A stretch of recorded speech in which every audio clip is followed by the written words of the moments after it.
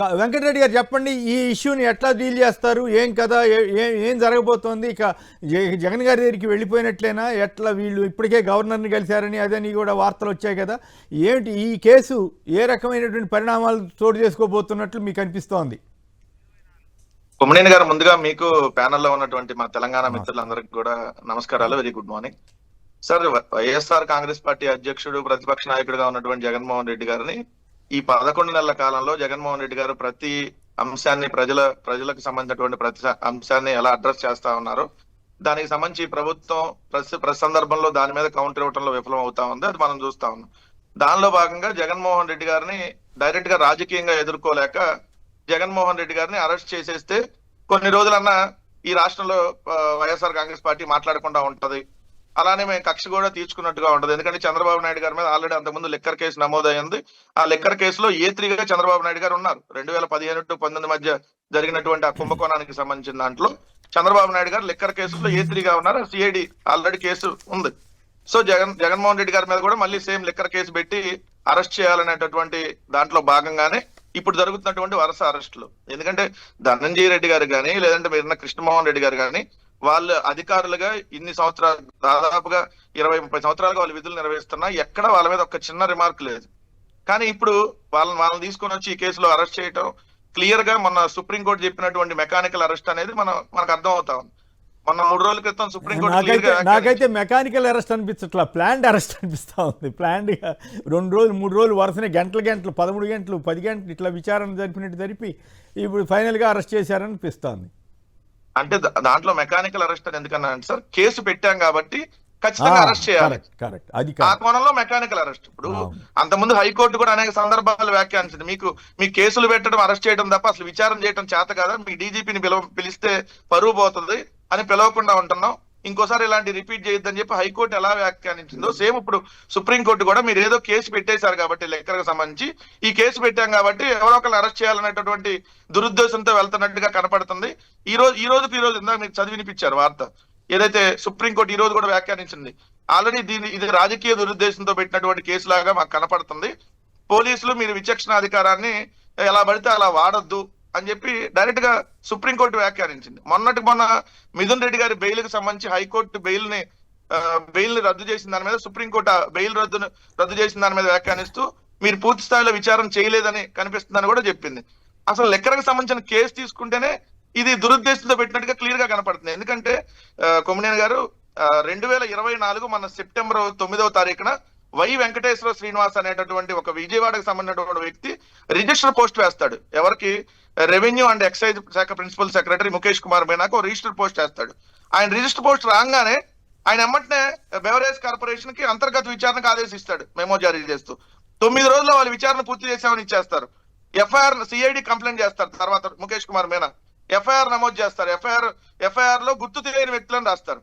4,000 కోట్ల స్కామ్ జరిగితే గుర్తు తెలియని వ్యక్తులు అంటే చంద్రబాబు నాయుడు గారికి ఎవరు గుర్తొస్తే వాళ్ళని పెట్టాలని అర్థం. దాంట్లో నాకు తెలిసి నా అనుభవంలో నేను 47 సంవత్సరం 48 సంవత్సరంలో ఉన్నా, ఎప్పుడు అవినీతి కేసులు అని చెప్పిన వాటిలో గుర్తు తెలియని వ్యక్తులని పెట్టి కేసు పెట్టినటువంటి చరిత్ర ఇది ఒకటే అనుకుంటా బహుశా. ఎంత దారుణం అంటే సార్, 9 రోజుల్లో వాళ్ళు విచారణ పూర్తి చేశారంట. 9 రోజులు విచారణ పూర్తి చేసి ఇచ్చేసి గుర్తు తెలియని వ్యక్తులు అని చెప్పి వీళ్ళకి గుర్తొచ్చిన ఇప్పుడు రైట్ వీళ్ళిద్దరిని అరెస్ట్ చేశారు. ఇప్పుడు నెక్స్ట్ జగన్ గారి దగ్గరికి ఎట్లా వెళ్లే అవకాశం ఉంది సార్? ఒకటి, జగన్మోహన్ రెడ్డి గారిని అరెస్ట్ చేయాలనేటటువంటి ఏకైక లక్ష్యంతో ఈ అరెస్టులన్నీ సాగుతా ఉన్నాయి. డైరెక్ట్ గా జగన్ గారిని ముందే అరెస్ట్ చేయకుండా ఇదిగోండి వీళ్ళందరినీ మేము అరెస్ట్ చేసాం, వీళ్ళందరూ ఇచ్చినటువంటి దాని ఆధారంగా మేము అరెస్ట్ చేస్తున్నాం అనేది చూపించాలి వాళ్ళు. ఎందుకంటే వీళ్ళేమి వీళ్ళకి సంబంధించి అసలు ఏం లేదు, ఫైలు లేదు, ఒక సంతకం లేదంట కదా. చంద్రబాబు గారు సంతకాలు పెట్టి దొరికిపోతేనే అక్రమ కేసుని ప్రచారం చేశారు. ఇప్పుడేమో అసలు ఫైలు లేదు, సంతకం లేదు, ఇచ్చినోడు లేడు, తీసుకున్నాడు లేడు, అసలు ఎవరు ఇచ్చారు ఎవరు ఏమి లేకుండానే మొత్తం కథ నడిపేస్తున్నారు. అసలు జరగడానికి స్కోప్ లేదు కదా అంటున్నా. ఎందుకంటే ఒక స్కామ్ ఎప్పుడు జరిగింది? ప్రభుత్వం ప్రైవేటు వ్యక్తులకి వందలాది కోట్లు ఏమన్నా లబ్ధి చేకూరిస్తే స్కామ్ జరుగుతుంది, దానివల్ల వాళ్ళు ముడుపులు ఇస్తారు. కానీ ఇక్కడ అసలు ప్రభుత్వం డైరెక్ట్ గా లిక్కర్ అనేది ప్రభుత్వ దుకాణాల ద్వారా అమ్మింది, ప్రభుత్వానికి దాని ద్వారా ఆదాయం పెరిగింది.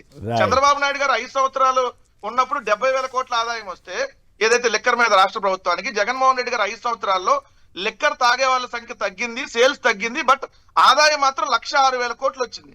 అంటే 5 సంవత్సరాల్లో 36,000 కోట్ల అదనంగా ఆదాయం వచ్చింది రాష్ట్ర ప్రభుత్వానికి.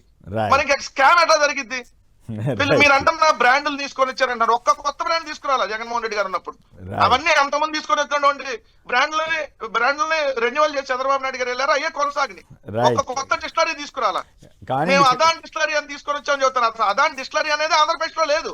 ఓకే. అది విశాఖ డిస్టిలరీకి సబ్లీజ్ తీసుకున్నారు అదాన్ అనేటువంటి కంపెనీ.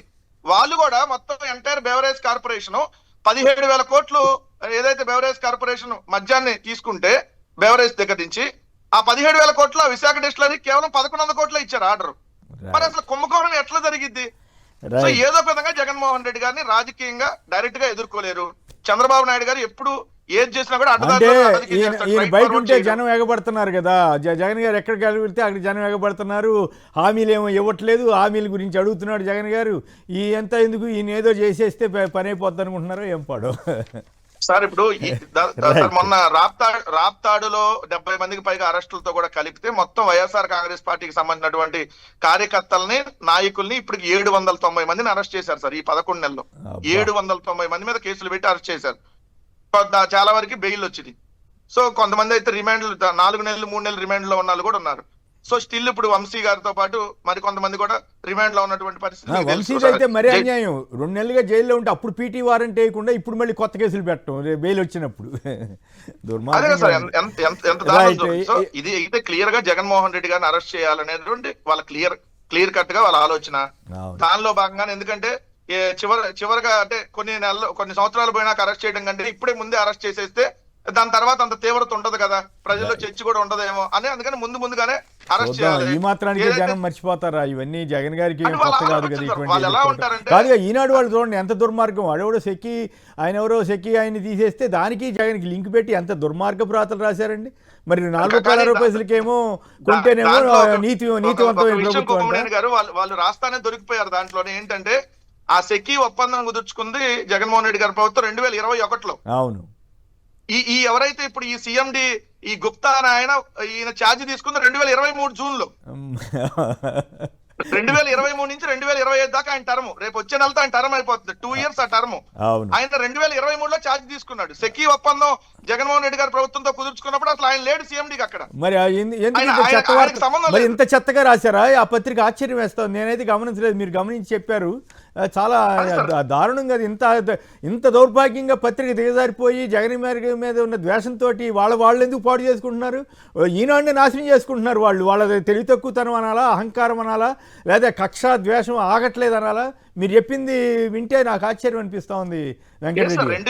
2023 జూన్ లో ఎవరైతే ఆయన గుజరాత్ కు సంబంధించినటువంటి ఐఏఎస్ అధికారిగా ఉన్నాడు ఆ గుప్తా అని ఆయన ఈ సెకీకి సంబంధించిన దాంట్లో సీఎండీగా వచ్చింది 2023 జూన్ లో వచ్చాడు. రేపు 2025 జూన్ లో అంటే వచ్చే నెలతో ఆయన టర్మ్ కూడా అయిపోతుంది. కానీ జగన్మోహన్ రెడ్డి గారి ప్రభుత్వం ఒప్పందం కుదుర్చుకుంది 2021 సెప్టెంబర్ లో ₹2.49. దుర్మార్గంగా అదొక ఆస్పెక్ట్. ₹2.49 కొంటేనేమో లంచాలు ఇస్తారు, ₹4.60 కొంటే లంచాలు ఇవ్వరా? ఇది ఎక్కడ విడ్డూరంగా ఉంది. ఎంత దరిద్రంగా రాయటం కాకపోతే, అడ్డగోలుగా రాయటం కాకపోతే రైట్.